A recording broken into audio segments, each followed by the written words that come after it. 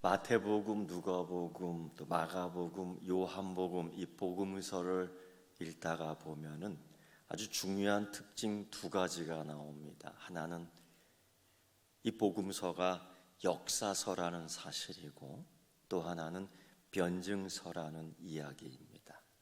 역사서라 함은 그 이야기의 사건 속에 인물이 나오고 시간이 나오고 장소가 나오는데 그게 틀림없지요. 그럼 이 사건 속에서 이해되는 예수의 이야기, 그 역사성을 이야기하는 복음서의 저자들은 이렇게 얘기하고 싶은 것입니다. 예수는 역사다. 예수의 이야기는 사실이다. 특히 오늘 우리가 읽은 이 본문 말씀에서 부활의 사건은 사실이다. 우리가 이 땅에서 경험하지 못한, 아직 이해할 수 없는 이 사건 자체도 역사 속에서 일어났다. 그리고 복음서의 또 하나의 특징인 이 변증서, 뭔가 변호해보고 싶고 뭔가 증거를 통해서 이야기해보고 싶은 것입니다. 바로 예수는 그리스도이시며 그리스도는 고난과 죽음 속에서도 부활하셨다, 사망을 이기셨다라는 것입니다. 그런데 요한은 이 사건을 제일 먼저 증거하고 증인 채택을 하는데 공교롭게도 막달라 마리아를 앞세웁니다. 이게 왜 이상한 것일까? 그런데 그 시대에 그 문화요, 그 정치요, 그 재판의 상황 속에서는 이런 여인의 증거를 채택하지 않습니다. 그래서 현명한 사람이라면 제대로 변증해보고 싶고 제대로 된 증거를 보여주고 싶다라면은 여인을 데려오지 않고 아마 베드로 같은 남자를 세웠을 것이고, 요한은 내가 봤다라고 이야기할 것인데, 그렇다면 요한은 현명하지 않은 것일까? 어리석은 것일까? 아니요. 요한이 그럼에도 불구하고 이 막달라 마리아의 사건 속에 예수 그리스도의 부활을 목격했던 증인으로 내세우는 것은 그만큼 명명백백하기 때문입니다. 그만큼 자신 있는 사건이었고, 그만큼 확실한 사건이었고, 당시에 의심하고 유언비어를 퍼뜨리며 회의적으로 얘기했던 모든 사람들에게 확실히 얘기해 줄 사람, 이 사람이기 때문에 요한은 첫째의 증인을 막달라 마리아로 세웠던 것입니다. 그럼에도 불구하고 회의론자들은 여전히 이 부활의 스토리는 교회가 만들어낸 이야기라고 말들을 하고 있습니다. 고로 우리는 지금 이 부활의 이야기를 할 때에 좀 더 많은 증거 앞에서 확고부동하게 우리 스스로가 부활의 증인이 돼야 될 줄 믿습니다. 부활의 큰 믿음을 가지고 있어야 될 줄 믿습니다. 그래서 요한은 또 한 사람을 채택했습니다. 이 사람을 봐라. 이 사람은 의심이 진짜 많은 사람입니다. 이 사람의 사사건건 DNA가 굉장히 부정적인 사람입니다. 바로 도마입니다. 정말 부활이라는 아직 이해하기 힘든 사건 속에서 마음들이 굉장히 혼란스러웠습니다. 예수 그리스도의 십자가 사건 속에서 두려웠고 떨렸고 무서웠고 도망쳤습니다. 심지어 어떤 제자는 나는 예수님을 모릅니다라고 하기까지 도망쳤습니다. 아니, 다 도망쳤습니다.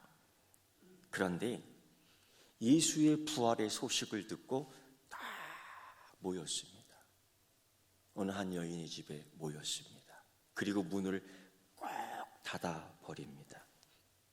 도무지 이해하기 힘든 부활이라는 사건, 그리고 아직 주변의 적대적인 분위기 속에서 모임을 강행할 수가 없었습니다. 그들은 문을 꼭꼭 걸어 잠갔습니다. 그런데 그때에 예수님이 쓱 들어오신 겁니다.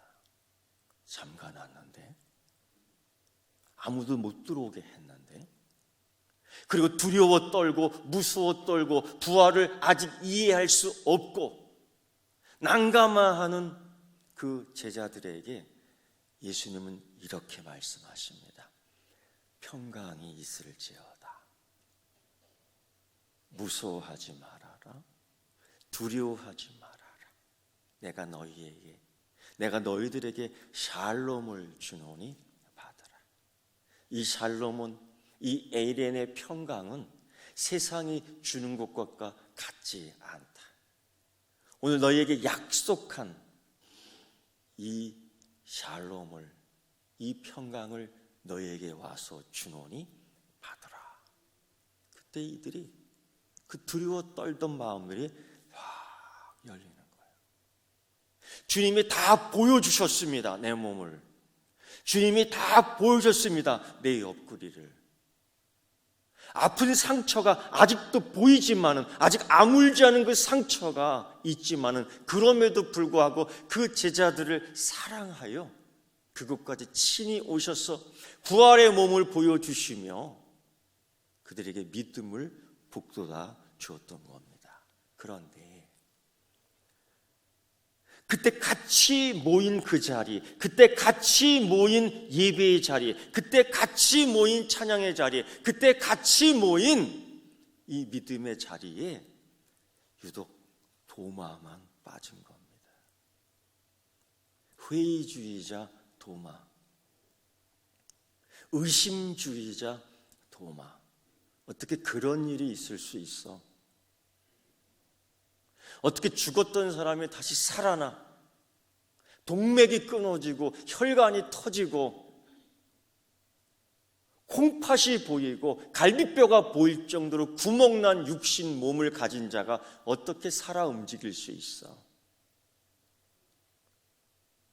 그 소식을 아마 의심스럽게 들었는지 다 제자들이 모였지만은 유독 이 역사적인 현장, 이 부활을 보며, 이 부활의 은혜를 받으며 주님이 주는 평강, 주님이 주는 샬롬, 주님이 주는 에이렌의, 주님이 주는 위로를 받는 이 축복의 현장에 유독 의심 많은 회의론주의자인 도마만 빠진 겁니다.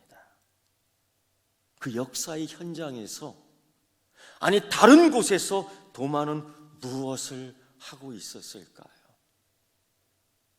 주님이 너 어디에 있었느냐고 묻는다면, 너 그때 이 역사적 현장에, 이 역사적 예배의 현장에 너는 그때 뭘 하고 있었느냐고 묻는다면 도마는 뭐라고 대답했을까요?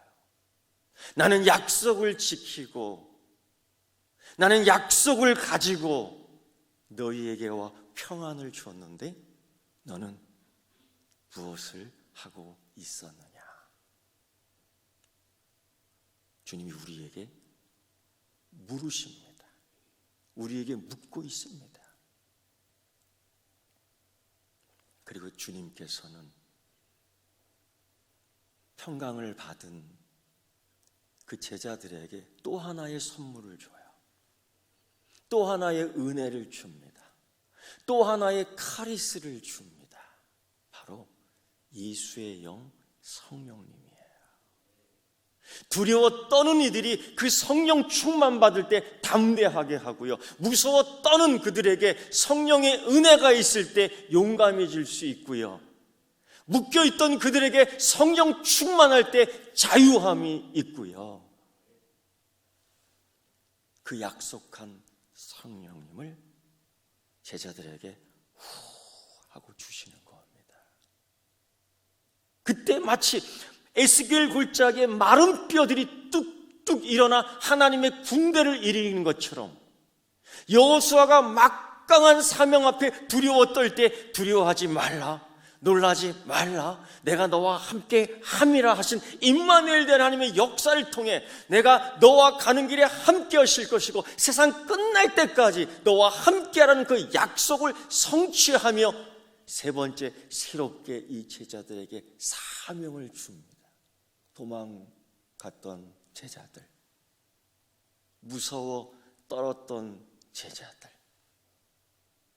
슬금슬금 문을 잠가버리고 숨어있던 제자들에게 주님은 샬롬, 에레네, 평강, 그리고 성령, 능력, 그리고 사명을 다시 주는 겁니다. 살려내며 너는 가치가 있어.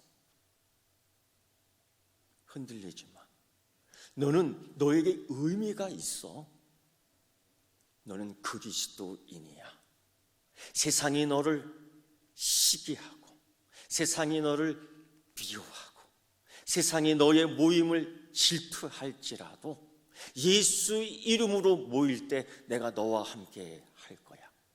예수의 이름으로 너희가 구할 때 내가 실행할 거야. 나는 질투하는 하나님이며 너를 사랑하고 너를 시기하는 자에게 천대까지 가서 갚을 거야. 하나님의 약속이 그들에게 큰 힘이 됐던 겁니다. 그런데 문제는 이 사실에 대하여, 이 사건에 대하여 도마는 도무지 믿지 않았습니다. 나는 못 믿어. 나는 믿을 수 없어. 나는 그런 경험, 그런 사실을 들어본 적도 없어. 그러나 그들은 계속 얘기하는 거예요. 부활하신 예수님을 만났어. 도마, 그리스도인됨을, 제자됨을 두려워하지 말아라. 코로나19로 주눅들지 말아라. 예배 강행이란 신조어 때문에 뒤로 물러서지 말아라. 유대인들이 너를 주목할지라도 너는 하나님 앞에서, 이 세상 앞에서 자유하라. 주님이 너에게도 평강을 주실 것이고 주님이 너에게도 성령님을 주실 것이고 주님이 너에게도 약속을 성취하며 사명을 주신 줄 믿어. 그런데 도마는 도무지 믿지 않는 겁니다. 나는 믿을 수 없어. 내가 내가 믿을 수 있다면 만져보는 거야. 그 구멍을, 그 상처를 확인해 보고 싶어. 사실 예수의 부활은 일상에서 경험할 수 없는 것입니다. 그러므로 도마의 의심, 도마의 회의는 자연스러운 것입니다. 오히려 도마는 솔직했습니다. 사실 우리가 믿습니까? 할 때 다 아멘 합니다. 무의식적으로. 그러나 주님이 개별적으로 믿습니까? 라고, 믿느냐라고 물을 때에 과연 믿습니다라고 대답할 수 있는 사람이 몇 명일까요? 노아에게 방주를 지으라 하며 100년을 기다리고 했는데 그 믿음을 계속할 수 있는, 지속할 수 있는, 성취할 수 있는 사람은 몇 명일까요? 아브라함을 개인적으로 불러서 네 아이를 모리아산 그 제단에 바치라고 했을 때에 아멘 할 수 있는 사람은 과연 누구 몇이나 될 수 있을까요? 주님은 의심 있는 회의주의자, 도무지 감각적인 만남이 없었던, 오직 감각적인 만남으로만 해결할 수 있는 이 문제 속에 의심하는 도마에게 찾아오신 겁니다. 요한은 그거를 자세하게 언급합니다. 의심 있는 도마. 그런데 요한은 이런 도마의 모습을 지금 오늘 본문에서 한 번만 이야기한 것이 아니라 요한복음 11장, 요한복음 14장, 요한복음 20장에서 3번씩 이러한 도마의 성품, 도마의 회의적 발언, 도마의 의심적 불평, 도마의 이런 부정적 DNA를 쭉 설명해 주고 있습니다. 요한복음 11장에서 도마는 철저히 예수님의 놀라운 축복의 사건, 하나님의 놀라운 기적의 사건, 그 모든 사건을 부정하며 불평하며 회의적으로 얘기합니다. 그 예수님을 학대하고 조롱하며 핍박했던 그 유대에 다시 들어가 나사로를 살리려 할 때에 주님이 이렇게 얘기하죠. 우리 유대로 다시 가자. 제자들은 꺼려합니다. 돌 맞아 죽을 텐데. 나사로는 죽은 것이 아니라 잠자는 것이야. 하나님이 이를 통해서 영광을 받을 거야. 하나님이 이 환경을 통해서 영광을 받을 거야. 하나님이 이 믿음 속에서 영광 받으실 거야. 가자. 그때 도마가 이렇게 얘기합니다. 우리 죽으러 가자. 주님은 살리러 가자. 예수님은 하나님께 영광 돌리러 가자. 그 자리를 생명의 자리로 바꾸자. 그 자리를 소망의 자리로 바꾸자. 그 자리를 축배의 자리로 바꾸자. 그런데 그런 예수님의 말씀을 듣고서도, 예수님 현장에 계시는데도, 예수님 따라가면서도, 예수님의 기적을 체험했으면서도 도마는 그렇게 얘기하는 겁니다. 죽으러 가자. 그 정도로 의심이 많았습니다.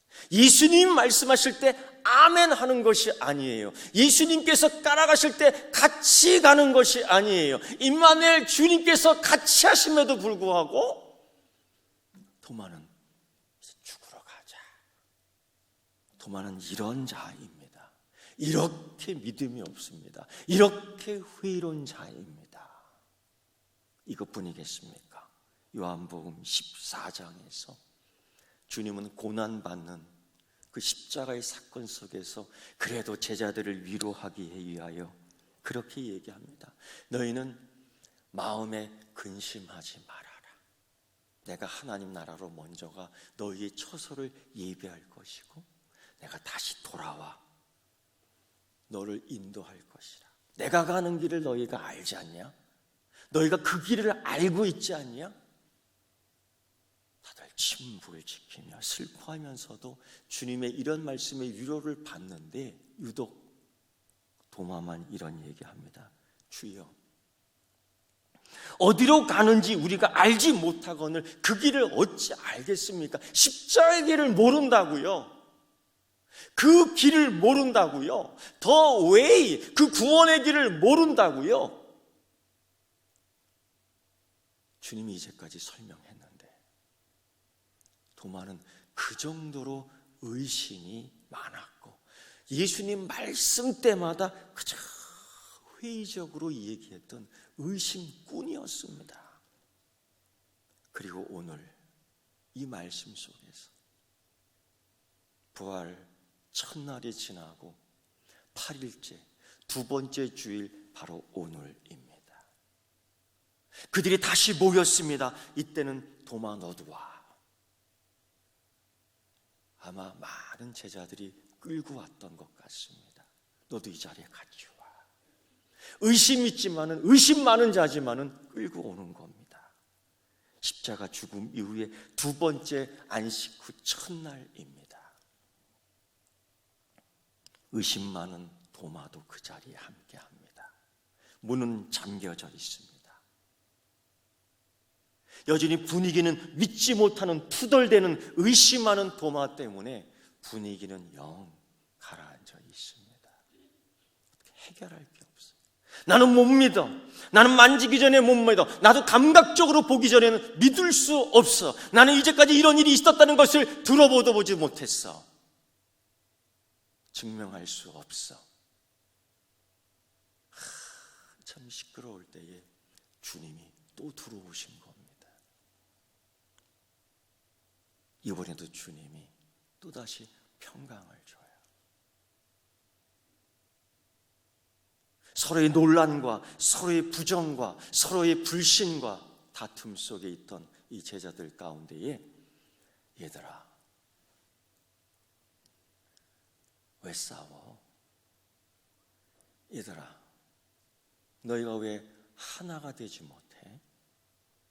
얘들아, 그런 의심이 부끄러운 것이 아니라 우리는 그 고백이 솔직하기에 더 성장할 수 있다. 그리고 이제까지 받아보지 못했고 이제까지 성취하지 못했던 도마에게 주님은 단도직입적으로 그렇게 얘기합니다. 도마야, 너에게 평안을 주노라. 도마야, 너에게 평강을 주노라. 도마야, 그리고 너에게 성령을 부어주노라. 네가 갖고 있는 의심을 내몰아라. 네가 갖고 있는 아픔을 내몰아 버려라. 그리고 내가 너에게 사명을 줄 거야. 네가 그렇게 믿지 못했어. 너의 말대로 내 몸을 확인해 봐라. 내 구멍난 몸, 너의 의심으로 내 구멍난 팔뚝, 너의 죄로 인해 내 구멍난 허리 들춰버려무나. 뼈가 보이고 허파가 보이고 아직 아물지 않은 그 상처 속에 촉촉히 핏방울이 맺혀져 있지 않니? 보고 믿을 수밖에 없는구나. 그럼 봐라. 보고 믿을 수밖에 없다면, 네 감각을 통해서 믿을 수밖에 없다면 얼마든지. 그러나 보지 않고도 믿는 자가 복이 있다. 그때에 도마는 고백합니다. 주님, 내 의심, 주님, 나의 불신, 주님, 나의 불평을 다 가져가세요. 예수님은 나의 주시며 예수님은 나의 하나님이십니다 라는 놀라운 고백을 합니다. 주님은 호큐리오스모, 주님은 나의 그리스도이십니다. 그리고 카이, 주님은 나의 하나님입니다. 호테오스모. 짧은 고백 속에 모든 회의적 사고방식을 다 몰아내는 겁니다. 여러분, 도마, 의심의 대표 선수였던 도마가, 불신의 대표 선수였던 도마가 모든 의심의 논리를 대표적으로 얘기했던 도마가 예수님을, 부활하신 예수님을 믿었던 것입니다. 고로 여러분, 아니 의심 있는 여러분, 두려워 떨고 있는 여러분, 모임이 무서운 여러분, 우리가 그리스도와 함께 걸을 때에 그런 경험 안 해도 되지 않겠습니까? 의심의 경험. 나보다 더 의심 많았던, 나보다 더 불평했던, 나보다 더 회의적이었던 도마가 믿었다는 것입니다. 고로 우리가 의심과 회의로 염려할 필요 없습니다. 요한은 이 사건을 통하여 예수의 부활은 사실이다, 이렇게 의심 많았던 도마가 믿었다.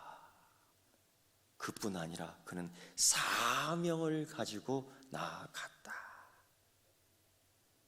믿었기에 사명 감당을 했던 것입니다. 믿었기 때문에 성령 충만했던 것입니다. 여러분, 고로 우리 속에 있는 빈 무덤의 의심을 이제는 거두어 버리십시오.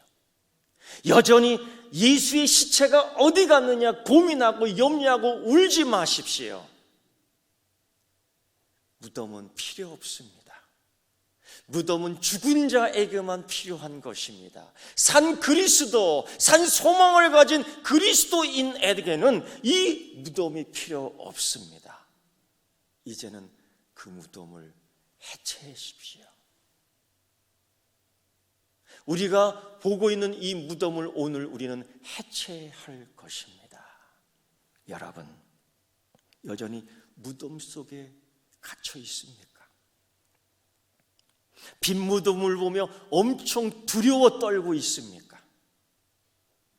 코로나19로 굉장히 움츠려 있습니까? 아니면 이 시대에 그리스도인들에 대하여 새로운 신조 하나 생겼는데 예배 강행이라는 단어 때문에 부끄러워하고 있습니까? 오늘 그러한 모든 사람들에게 우리 주님은 찾아오셔서 이렇게 말씀하십니다. 너희에게 평안을 주노라. 약속대로 너희에게 오늘도 성령의 임함으로 축복하노라.